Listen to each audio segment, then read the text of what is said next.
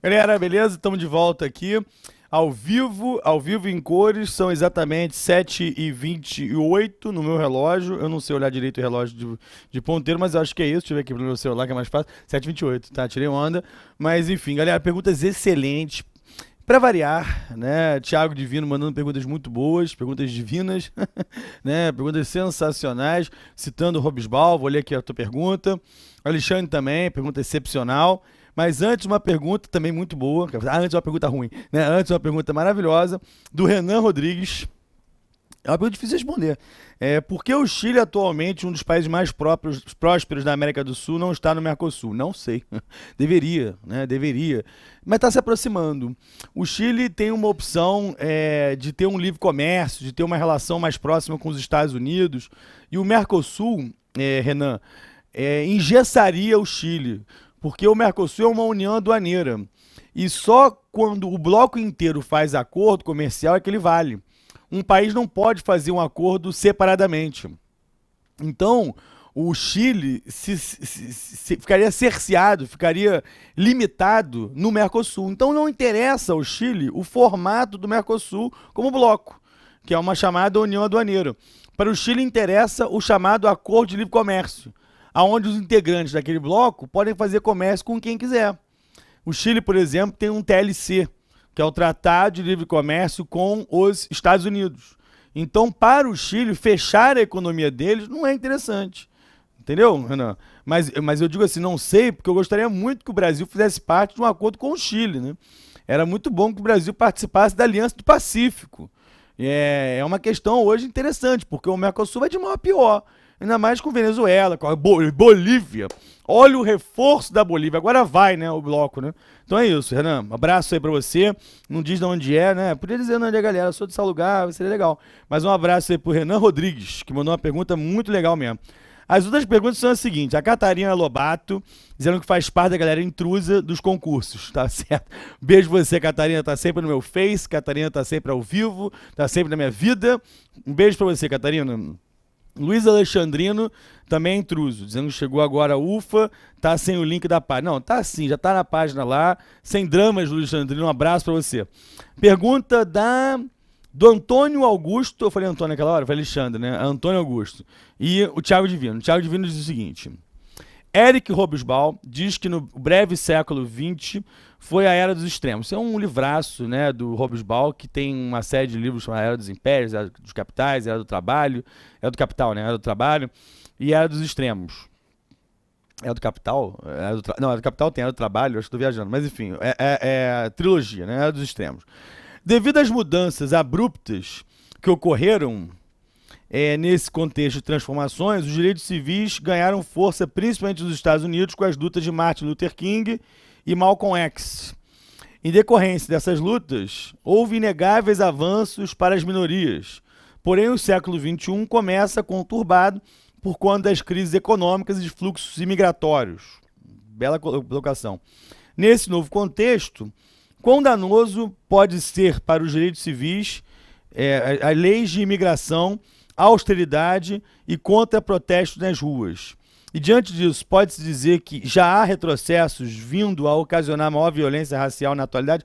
Pô, o Thiago, com certeza, né, cara? É a capa do Atualidades dessa semana, desse semestre, que é o mundo em imigração. Hoje tem mais imigrantes no mundo do que na época da Segunda Guerra Mundial. Né? É evidente que a grande discussão hoje gira em torno dos direitos civis e mais do que isso, direitos humanos. Né? Você pega, por exemplo, como você mesmo citou na tua pergunta, que é uma colocação muito bem feita, a questão hoje dos naufrágios no Mediterrâneo, das pessoas que tentam chegar na Europa e acabam naufragando ou não conseguem entrar no continente por leis restritivas. Você vê que na própria Europa, expulsão de ciganos. Nos Estados Unidos, agora a discussão sobre a imigração. O Partido Republicano cada vez mais querendo ser duro com relação a isso. Nos Estados Unidos, os protestos, você falou disso, os protestos do Occupy Wall Street, que foram criadas leis para criminalizar as manifestações, lá e aqui. Caso do Brasil, proibição de mascarado, a prisão dos manifestantes. É óbvio que existe um cenário atual de cerceamento dessas liberdades. E o que você colocou como a crise econômica alimenta muito isso. Não tenha dúvida nenhuma. Então a sua colocação foi muito pertinente. Citou o Hobsbawm com um livraço que era dos extremos. Para quem não conhece, o Hobsbawm era um historiador egípcio, naturalizado inglês, e que morreu, se não me engano, foi ano passado. Morreu logo depois da Hebe. Eu sei que ficou com isso na cabeça. Morreu a Hebe e logo depois morreu o Eric Hobsbawm. Grande historiador. Vale a pena, se você não conhece, ler os livros do Hobsbawm. Tem vários livros interessantíssimos dele. Caiu tudo aqui agora. Já botei aqui de volta. Outra coisa importante, outra pergunta muito boa, sensacional, é do Antônio Augusto, que diz o seguinte: no Brasil, é aplicável o conceito do sociólogo Gilberto Freire de democracia racial? Muito bem colocado, Antônio. Vou continuar a pergunta, mas só para lembrar do livro Casagrande e Senzala, né? A grande obra do Gilberto Freire, antropólogo, historiador. Bom, que é comprovado como um mito aqui, pois o racismo existe, mas ele procura esconder. Porque a questão do Gilberto Freire fala muito de uma democracia racial, de um bom relacionamento entre as diferentes etnias, raças, né? Não é um conceito que se usa mais raça, né? Mas das raças do Brasil, e que existe uma coisa democrática, e não é bem isso, né? Eu estava falando aqui, a violência no Brasil, policial, em grande parte é contra os negros, né? É contra a população marginalizada. É óbvio que há ainda esse preconceito por cor de pele, e a gente às vezes usa um discurso, não, que no Brasil não tem discurso contra quem é negro, tem contra quem é pobre. Mais ou menos, né? Não é bem isso, não. E aí ele diz assim: como a sociedade estadunidense se comporta nesse quesito? Os Estados Unidos procuram utilizar esse mito para esconder o racismo existente? Bem menos, né, Antônio? Eles não usam esse conceito, não. Pelo contrário, você vê políticas afirmativas, as chamadas ações afirmativas, que são as leis de cotas, né? Os Estados Unidos, isso foi implementado claramente, ou seja, precisamos estabelecer cota para entrar na universidade, para entrar no serviço público. Aqui o Brasil está começando a implementar também essas cotas, mas lá isso é declarado. Você vê na questão cultural, né? A questão dos filmes. Não é verdade, Antônio? Questão de filme só de negro. Já viu isso? O Príncipe de Nova York, com Ed Murphy. Os filmes assim de gueto mesmo. Você vê aquele diretor Spike Lee. Existe um discurso muito mais carregado, né? Não digo raiva, mas de uma resistência. De uma resistência muito maior do que no Brasil. Aqui no Brasil você tem toda a razão, a coisa é mais camuflada, é mais disfarçada, apesar de haver tudo isso, mas nos Estados Unidos a coisa é declarada, bairro de negro, né? Você vê bairro de branco, é tudo muito gueto, né? A própria língua, o jeito de falar, a gíria do americano, o cantar dele, né? De como o negro fala, é diferentaço, né? E você percebe isso. E de certa maneira, por outro lado, eles têm um presidente negro, porra. Né? E por outro lado, você observa uma evolução de grande parcela da população branca de esquecer o preconceito e eleger um presidente negro. Então existe também por esse outro lado. Aqui no Brasil, qual é o negro que tem a posição mais avançada na sociedade? Era o Joaquim Barbosa, né? Já cabia aqui para levar. Era o Joaquim Barbosa, né? Do presidente do Supremo Tribunal Federal. Então a gente não superou ainda, por exemplo, essa barreira de eleger um presidente negro. São contradições, né? São contradições. Então um abraçaço aí para a galera que fez perguntas. Para o próximo intervalo eu espero mais perguntas ainda. Só para terminar a questão racial que a gente estava discutindo, eu queria mostrar aqui para os senhores a questão das história, né? Do movimento, ó. Aí só para mostrar o pessoal se manifestando. Hands up, don't shoot. O pessoal tem gritado isso, né? Mãos para cima, não chute, não atire, né? Justice for Michael Brown, Justice for Michael Brown, os protestos. E esse episódio foi um episódio histórico. Esse episódio apareceu no slide, não eu. Aqui, a Rosa Parks, essa é a Rosa Parks, é a negra que sentou em 1955 no ônibus, né? No lugar de assento que era para branco, e fez história. Porque a partir disso, o movimento de direitos civis, o movimento de igualdade racial ganhou muita força nos Estados Unidos, e a Rosa Parks acabou virando um símbolo, um emblema da luta contra o preconceito, contra o racismo nos Estados Unidos.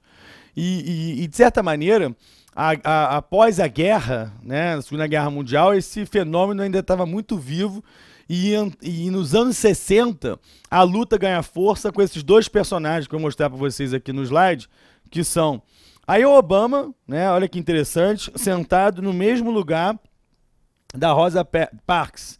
Da Rosa Parks. É o ônibus que foi conservado, é um ônibus histórico, está aí mantido. E aqui é a imagem emblemática da vitória do presidente Obama nas eleições de 2008, né, quando o Obama virou presidente dos Estados Unidos, tomou posse no dia 20 de janeiro de 2009 e foi reeleito, né, o primeiro presidente negro da história dos Estados Unidos e com um nomezinho desgraçado, né, que é Barack Hussein Obama. É um nome realmente que ninguém imaginava ter um presidente dos Estados Unidos chamado Obama e que esse Obama ia matar o Osama. É muita coincidência também, né? Esse é um fato incrível. Deixa eu mostrar aqui imagens dos personagens históricos. Ou das personagens históricos. Aí o Martin Luther King, né? O pastor Martin Luther King, que está aqui a história dele, organizou e liderou marchas a fim de conseguir o direito ao voto, o fim da segregação, o fim das discriminações no trabalho e outros direitos civis. A maior parte desses direitos foi, mais tarde, agregada à lei dos Estados Unidos, como a Lei dos Direitos Civis, de 64, e a Lei dos Direitos Eleitorais, de 65. Então, é uma figura importantíssima e foi assassinado, né? Acabou sendo morto por um lunático, por um branco irlandês que matou o Martin Luther King. O homem ficou preso, morreu na cadeia. Então, a história do Martin Luther King é muito famosa, assim como a história do outro que eu vou mostrar aqui no slide, que é o Malcolm X, que foi justamente de grupos já de violência, né? O Malcolm X não defendia a proposta pacifista do Martin Luther King e conduziu movimentos negros, né, nos anos 50 e 60, defendendo o Islã, ele era muçulmano, a violência como método de autodefesa e o socialismo, né? Então, é uma figura que ganhou até filmes, queria mostrar os filmes aqui para encerrar o assunto. Esse é muito bom, eu não sei se vocês viram, Histórias Cruzadas, elenco maravilhoso, filme sensacional, mostrando nos anos 50 a relação de patroas e empregadas, de brancos e negros dentro do mundo do trabalho, dentro do trabalho doméstico, né? E reproduzindo aquela sociedade de segregação, de racismo, e espetacular. Histórias Cruzadas é um filme recente, você acha aí em locadora, na internet, sei lá. Outro filme bom é o Malcolm X, né? Com Denzel Washington. Tá travando? Foi, né? Denzel Washington, que é um filme sensacional, biográfico do Denzel Washington. E esse é o recente, 12 anos de escravidão, que ganhou o Oscar de melhor filme e mostra a origem do processo lá de preconceito, de racismo, tem a ver com uma sociedade escravocrata. Os Estados Unidos também viveram essa época da escravidão, e o filme mostra um caso verdadeiro de um sujeito que era um negro livre e que foi confundido com um escravo e tratado assim, vendido assim. Filmaço, imperdível, com um grande elenco, vale a pena você assistir. Perfeito? Tema bom, tema de redação, tema de prova, tema de tudo. Vamos para um próximo assunto? Vamos lá. Próximo assunto é sustentabilidade, né? Vou falar sobre agora a questão da sustentabilidade. E eu queria falar especialmente da questão das COPs, que são as conferências das partes sobre mudanças climáticas. Mudando completamente de assunto aqui, né? Virando o tema. Primeiro eu queria dizer o seguinte, galera. A sustentabilidade é um conceito que foi amadurecendo nos anos 80 a partir de um encontro que aconteceu na ONU, e que durou anos e anos, foi um trabalho longo, e que ao final recebeu o nome de Relatório Brundtland, também chamado de Nosso Futuro Comum. Relatório Brundtland, que foi dirigido pela primeira-ministra da Noruega na época, a Gro Harlem Brundtland, trouxe esse conceito de você mesclar três fatores que seriam a preservação do meio ambiente, né, o crescimento econômico e as preocupações sociais. Então, sustentabilidade, você pega esses três conceitos, repito, anota aí, a preservação do meio ambiente, o crescimento econômico e a ideia de ações, preocupações, trabalhos sociais. Porque a ideia é que é o seguinte, não adianta também não crescer para preservar o meio ambiente, já que grande parte, né, dos cidadãos do mundo, das pessoas do planeta, vivem em situação de total pobreza. Então a ideia da sustentabilidade é crescer de forma responsável para com o meio ambiente, também com o próprio desenvolvimento humano. Então a ideia é isso. E desde 1995, a ONU faz reuniões anuais das chamadas COPs, que são as Conferências das Partes sobre Mudanças Climáticas. E foi, inclusive, uma dessas COPs, a COP 3, que foi feita em 1997, que deu origem ao mais importante acordo sobre o clima até hoje, que é o famoso Protocolo de Kyoto. Tá? Deixa eu mostrar aqui no slide para vocês. Aqui o Protocolo de Kyoto. O Protocolo de Kyoto é um tratado internacional que tem como objetivo fazer com que países desenvolvidos assumissem o compromisso de reduzir a emissão de gases que agravam o efeito estufa para aliviar os impactos causados pelo aquecimento global. Beleza? Galera, o Protocolo de Kyoto, ele continua valendo, né? O Protocolo de Kyoto ele foi estendido até 2020. Só para você ter uma ideia, o Protocolo de Kyoto ele foi criado em 97, ele só entrou em vigor em 2005, que havia uma regra que para o Protocolo de Kyoto começar a valer, 55% dos países do mundo, 55% dos países desenvolvidos do mundo teriam que ser signatários. Quando a Rússia assina o acordo em 2005, esse número é atingido, esse quórum é atingido, e aí começa a valer o Protocolo de Kyoto. E ele começou em 2005 e iria acabar no último dia de 2012. 31 de dezembro de 2012 ele se extinguiria. O que aconteceu é que ele foi prorrogado, ele foi estendido. Ele primeiro foi estendido até 2017 e agora ele vai até 2020. O Protocolo de Kyoto vai até 2020. E a grande discussão nesse momento é como vai ser feito a partir de 2020. Porque a ideia é criar um novo Protocolo de Kyoto, porque o que está em vigor agora é o Protocolo de Kyoto 1. É o mesmo de sempre. Que é muito criticado por vários motivos.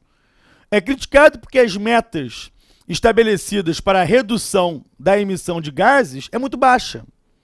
Porque o Protocolo de Kyoto, o que ele faz? Ele tem que reduzir a emissão de gases estufa. Gás estufa é aquele gás que tem a capacidade de reter calor.